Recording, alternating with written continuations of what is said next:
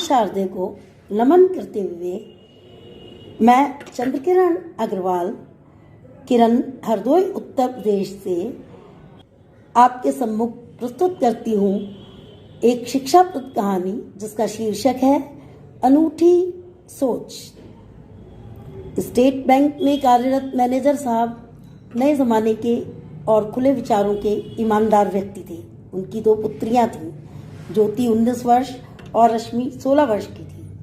उन्होंने बेटियों को असीम प्यार दुलार किंतु अनुशासन के साथ आधुनिक वस्त्रों को पहनने तथा सबसे मिलने जुलने की छूट प्रदान की हुई थी।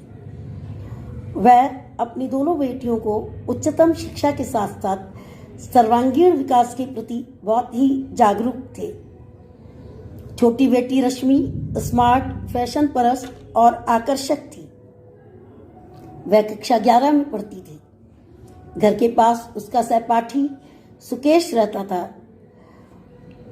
एक दिन वह घर आया और बोला, अंकल जी नमस्ते, मुझे रश्मि से इंग्लिश के नोट्स चाहिए। पापा ने पूछा, बेटा तुम्हारा क्या नाम है? वह बोला, मेरा नाम सुकेश है। तब तक रश्मि भी आ गई। बोली, कैसे आना हुआ सुकेश? पापा बोले, रश्मि इसको इंग्लिश के नोट्स दे दो। रश्मि ने नोट्स दे दिए। पापा बोले, रश्मि ये शा को सा बोलता है, इसको सही उच्चारण सिखाओ। रश्मि ने कहा, पापा सर भी इसको यही समझाते हैं और सब इसकी मजाक भी बनाते हैं, किंतु यह गलत ही बोलता है। पापा बोले, करत करत अभ्यास के जड़मत हो सुजान, और बेटा ये तो इंसान है, तुम इसको बुला लिया करो और इंग्लिश पढ़ा दिया करो। सुकेश को पढ़ाने से उसका उच्चारण ठीक हो जाएगा और तुम्हारा आत्मविश्वास भी बढ़ जाएगा। हफ्ते में 3 दिन सुकेश आने लगा। एक दिन वह पढ़ाती और एक दिन होमवर्क के लिए छुट्टी रखती थी। धीरे धीरे उन दोनों की घनिष्ठता बढ़ने लगी और सुकेश को 4 बजे का इंतजार रहने लगा। इधर रश्मि की बहन ज्योति बीएससी के बाद कॉम्पिटिशन में लगी रहती थी। ज्योति को माँ के साथ परीक्षा के लिए आगरा जाना था। रश्मि अकेली कैसे रहेगी, अतः उसे भी साथ में ले जाने का प्रोग्राम बन गया। सोचा घूमना भी हो जाएगा। सुकेश को जब पता लगा तो वह बोला, आंटी जी आप लोगों को छोड़ने मैं भी स्टेशन पर चलूं? माँ बहुत सीधी थी, बोली, चलना बेटा, हमें भी मदद हो जाएगी। स्टेशन पर अफरा तफरी का माहौल था। अनाउंसमेंट हो रहा था, यात्रीगण कृपया ध्यान दें, बरेली से चलकर आगरा पहुंचने वाली गाड़ी कुछ ही समय में स्टेशन आ रही है। तब तक ट्रेन स्टेशन पर आ गई और सामान रखने के बहाने सुकेश ने एक पत्र रश्मि को थमा दिया। पत्र पाकर रश्मि सहम गई और जब उसने देखा डिब्बे में माँ और ज्योति अपना सामान सेट करने में व्यस्त हैं, तो पत्र को रुमाल में छुपा लिया। उसका मन पत्र पढ़ने को बहुत व्याकुल था।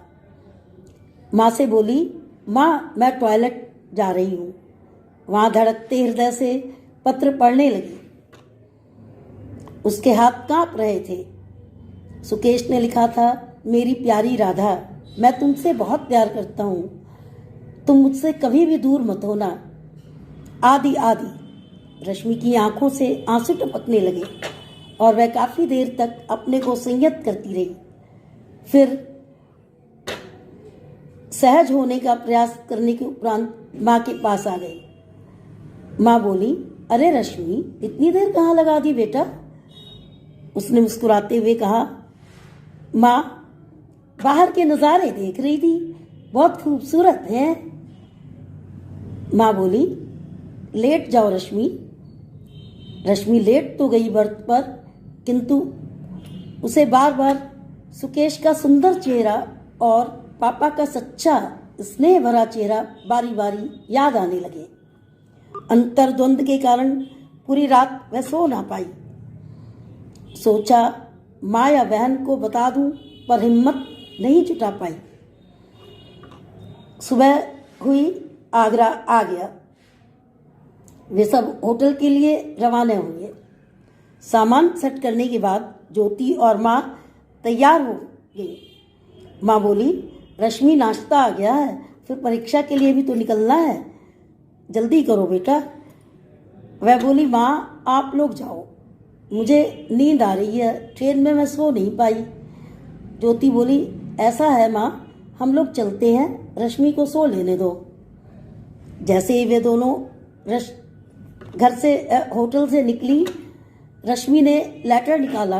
एक एक शब्द गौर से पढ़कर उसे मुकेश की नादानी और पापा की सख्ती याद आने लगी। उसे लगा मानो पापा कह रहे हों, मैं अपनी बेटियों को आज़ादी और प्यार भरपूर देता हूँ, लेकिन तुम में से किसी ने अगर गलत कदम उठाया तो मैं कोई समझौता नहीं करूँगा।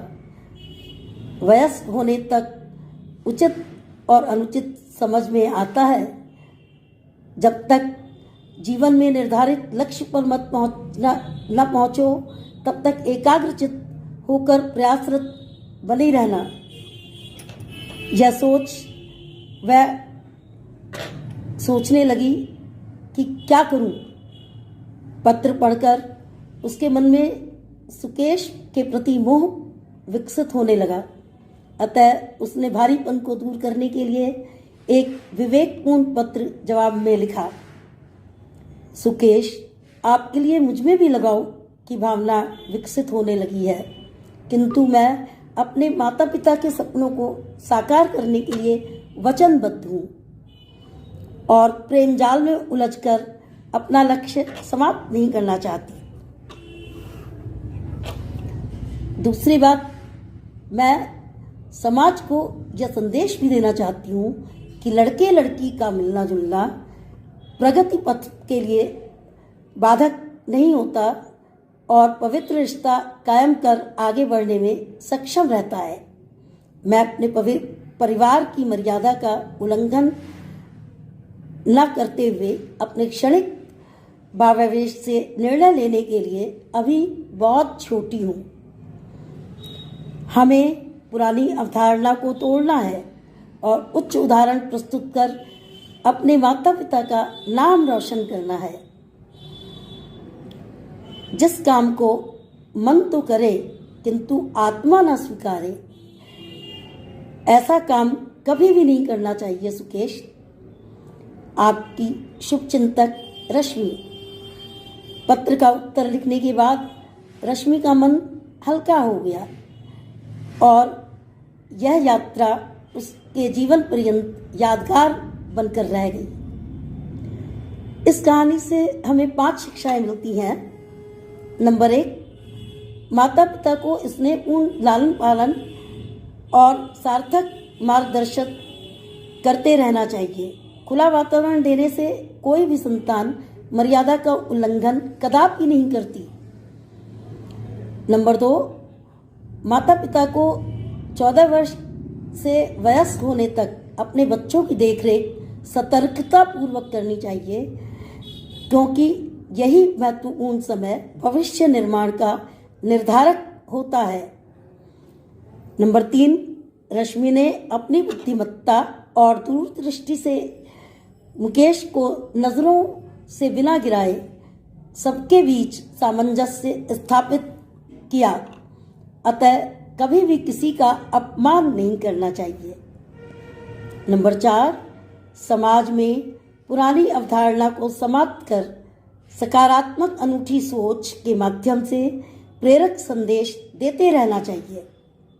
नंबर 5, मन की लुभावनी आवाज के स्थान पर अंतर आत्मा की सच्ची आवाज को पहचानना अति आवश्यक है। कृपया आप सभी से मेरी गुजारिश है, प्रतिक्रिया अवश्य करें। बहुत बहुत धन्यवाद। आभार।